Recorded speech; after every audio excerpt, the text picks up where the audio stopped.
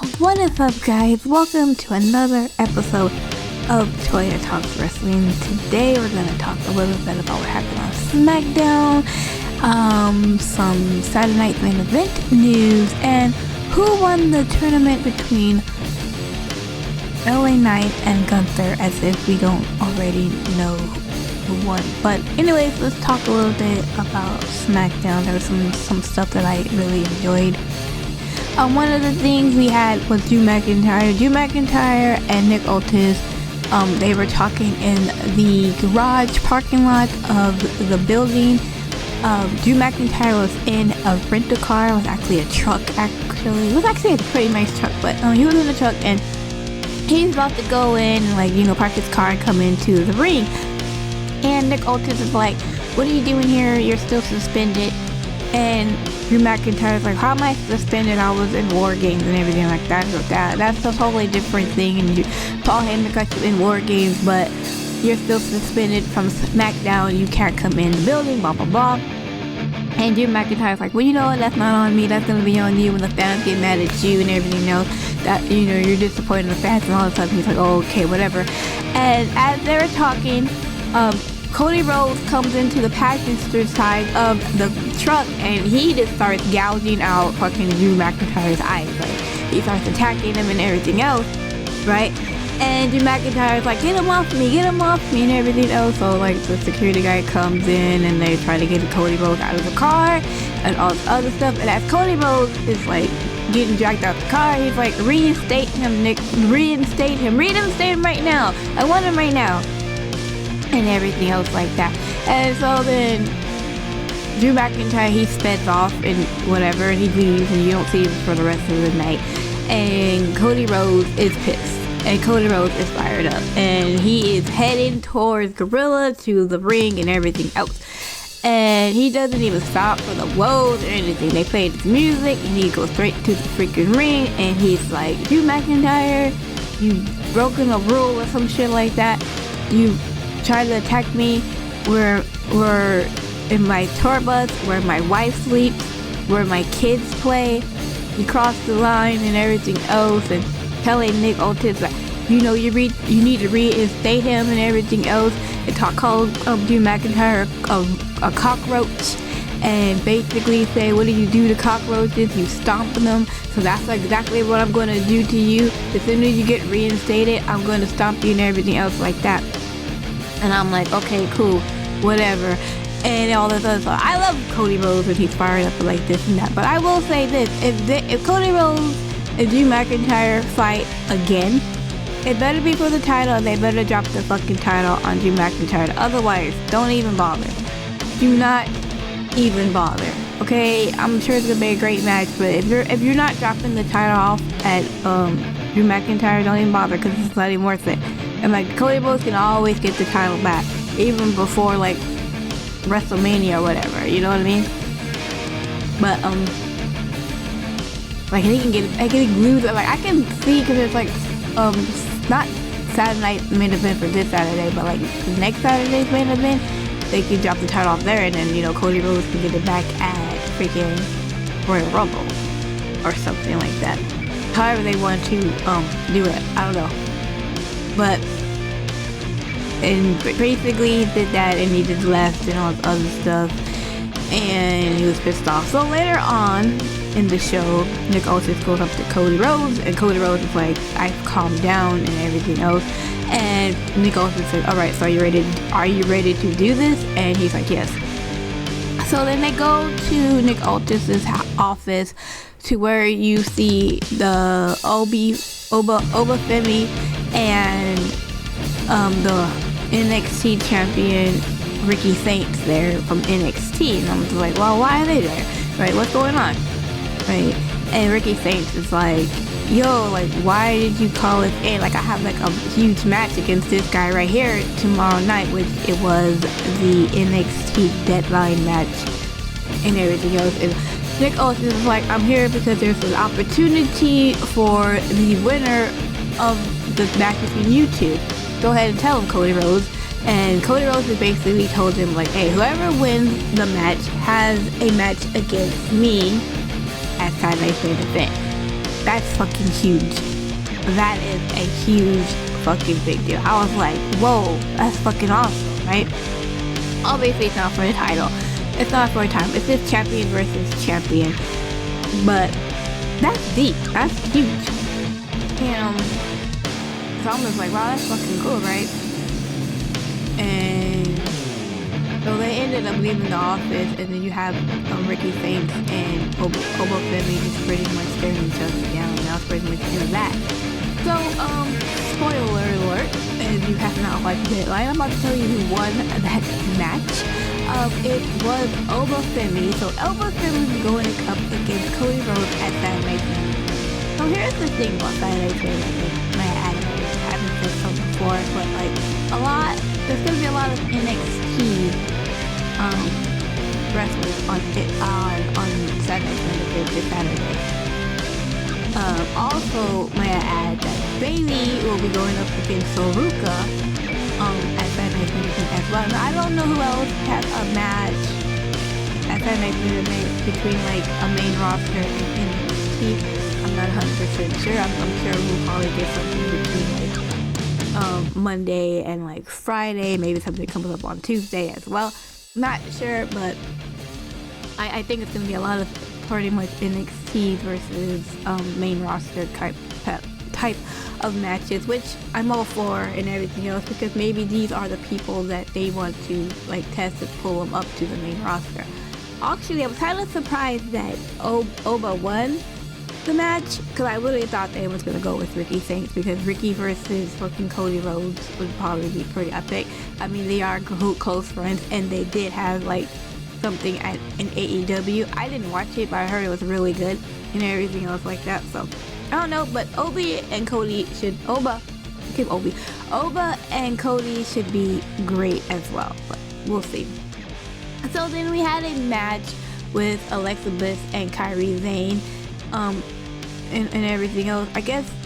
And Alexa Bliss ends up winning by, Kairi Sane was going up for her insane elbow, and then she got caught by Alexa Bliss, and Alexa Bliss put her in the Sister Abigail DDT. 1, 2, 3, got the pin, and then they started fighting again, and here comes Lash Legend and Nia Jackson. They pretty much just destroyed everybody in that situation. They held up the tag team titles and everything else and all the other stuff, and they got an interview backstage, basically told the women's tag team division, whatever that is may be, to be on the lookout and beware of them, because they're coming for those titles and everything else. They say that the reason why they attacked Asuka and Kairi Sane, because Asuka pretty much by War Games, well, not pretty much, she did miss Lash Legend and everything else and all the other stuff. So yeah, so they're making this huge deal for the women's tag titles and everything else, which cool, I'm glad. But the only reason why they're doing this, at least this is in my opinion, I could be wrong, but in my opinion, the only reason why they are so focused now on the women's tag teams is because AEW has women's tag teams, and they have a title, and there's not a winner of those titles yet. They're still in like a tournament thing, whatever. So they're still, see who the winner is going to be, but they are focusing on those titles.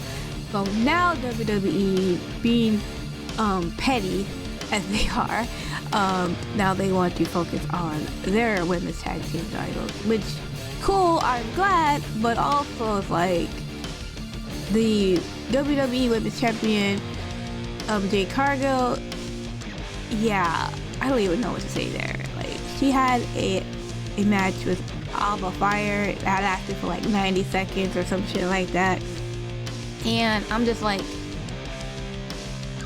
Bianca Belair can't come fast enough. Like, sincerely cannot come fast enough. Like, she really couldn't. Like, I am trying to just be the benefit of the doubt and everything else, but it's just like, oh my god, this is terrible.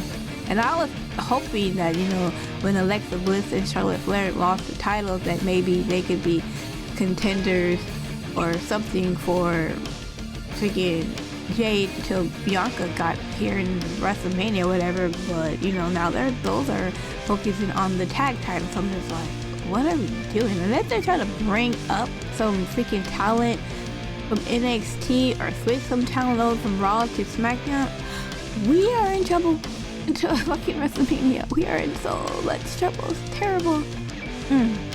But anyways, that is what that is.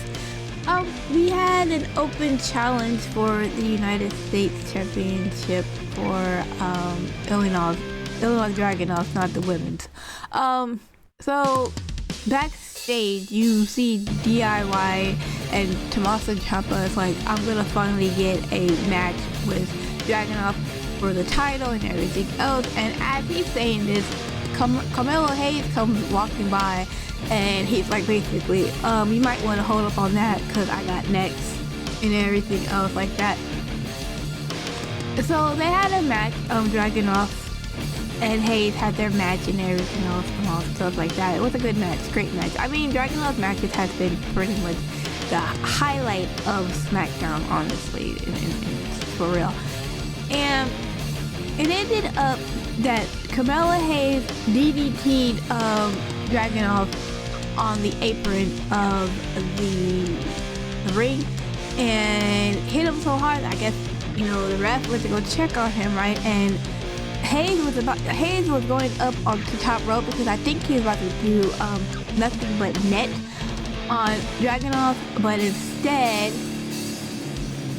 when the ref and Dragunov weren't looking, Ciampa comes in and pretty much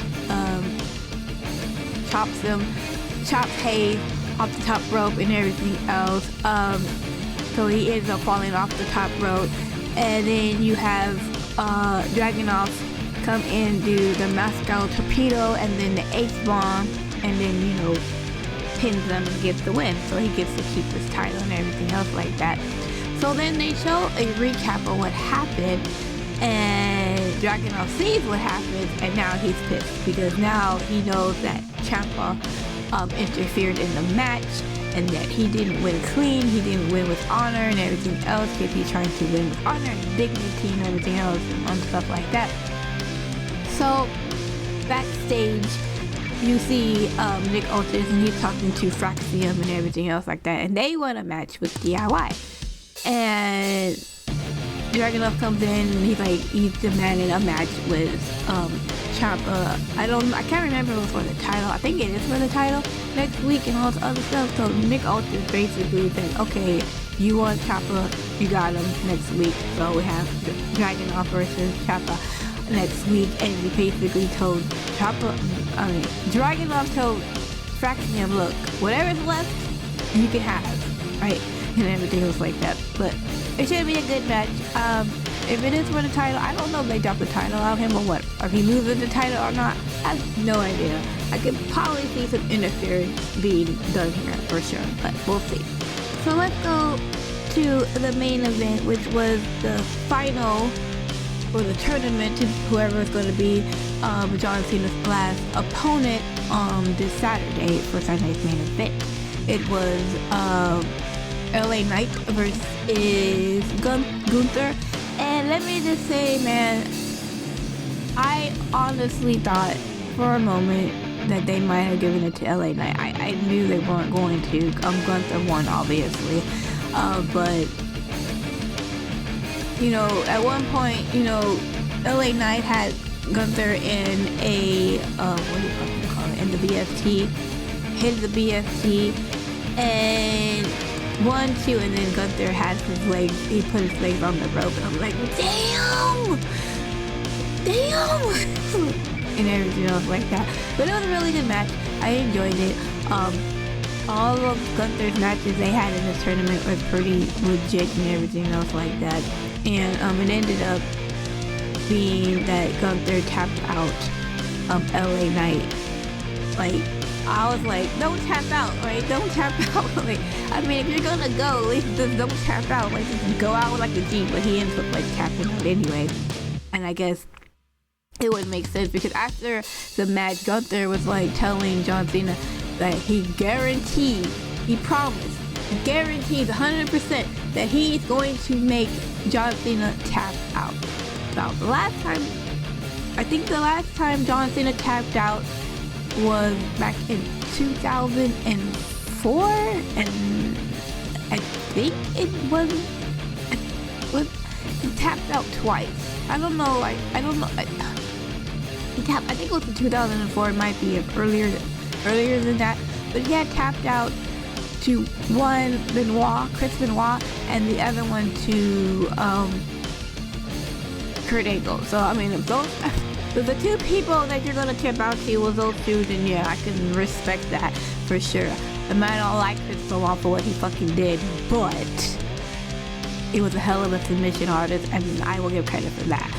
Anyway, so that should be cool. That should be good. That should put a little bit of like, you know what I'm saying? Will he actually make John Cena tap and stuff like that and everything else? Like, personally, I said this before in a previous video that I think Gunther should lose at Saturday Night's main event to John Cena. I don't think it's gonna hurt him any at all and everything else like that. I think he should, especially since he lost at fucking John Cena, that is, lost at Survivor Series. I think he should fucking win at Saturday Night's main event. Let the people go home happy. You know what I mean? But we'll see what happens. We'll see if Gunther makes John Cena tap. I mean, Gunther might not make John Cena tap, but he might pin him through some couple of power bombs or whatever like that. But will he make him tap? I don't think so. I don't think so. I personally don't think John Cena's gonna tap. Maybe he'll lose, but it won't be from tapping. Anyway, that was that. Thank you so much for watching this video. I hope you enjoy the rest of your day. We also have a top 5 video coming up, maybe this Thursday, maybe next Thursday. It depends on when I put it out. So be on the lookout for that between me and Tim. But other than that, I'll see you guys in my next video. Okay, bye!